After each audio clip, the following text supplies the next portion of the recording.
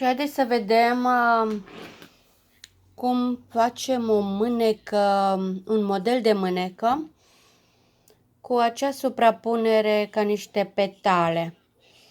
De exemplu, voi face tiparul cu echerul, astfel că pe o hârtie îndoită în două așez linia de mijloc pe mijlocul mânecii, așa. Aici o să facem talia 28, este o talie de copii de 1-2 ani. Avem aici scara 1, punctul 28. Scara 2, punctul 28. Dacă alegem altă talie, vom face cu alt număr. Scala 3, 28. De exemplu, dacă ar fi talia 34, trebuie să pun la scara 1, 34, scara 2, 34 și scara 3, 34.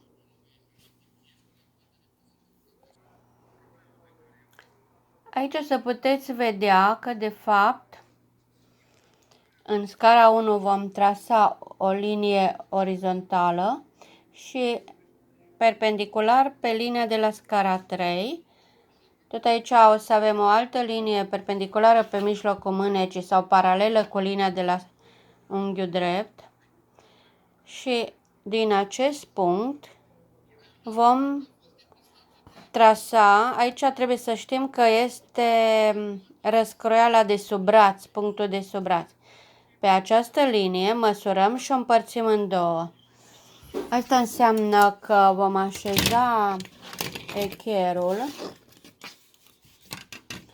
astfel că aici, dacă avem aproape 12, jumătate e 6 și 1 cm la dreapta. Pentru talii mai mari poate fi 1 jumate. Depinde și de brațul clientei. Facem prima linie.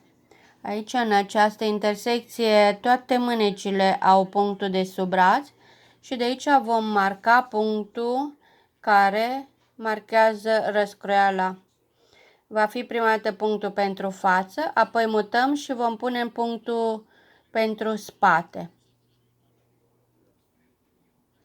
Acesta este punctul sau linia care trece prin punctul de față a mânecii. Acum vom face linia din punctul de spate a mânecii. Spatele mânecii, tot așa ca la față, vom pune punctul de la sub brațul mânecii, aici, și la punctul de la lărgimea spatelui a mânecii.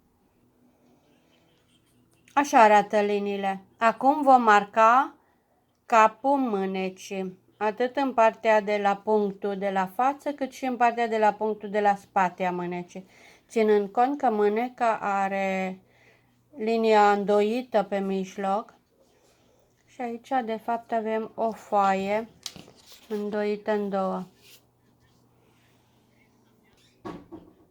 Puteți să vedeți că voi așeza echerul în punctul de la mânecă și în linia de la capul mânecii.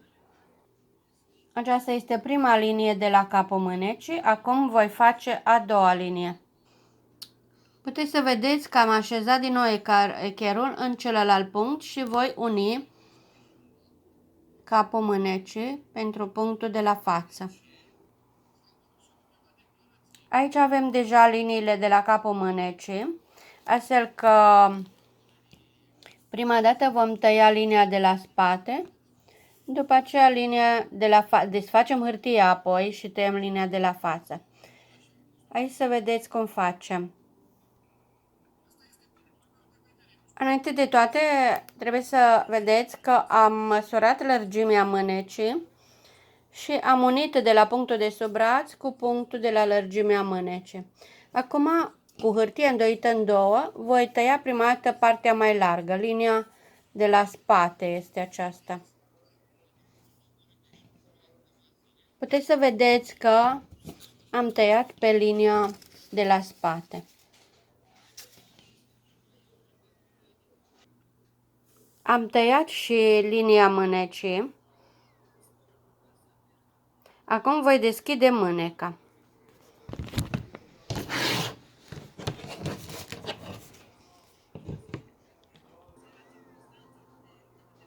Puteți să vedeți că am deschis mâneca și am făcut și ciupitura în acel punct pentru spate. Acum rămâne să tai fața, pentru că deja spatele rămâne pe partea opusă. Deci cum a fost îndoită, am tăiat partea de pe linia spatelui, am deschis mâneca și acum tăiem linia ca să avem răscoreala de la fața mânecii și vom semna cu o ciupitură în mijlocul mânecii. Această mânecă minunată vrem să o modificăm. Poate să fie o mânecă formată din baza mânecii, care este toată forma,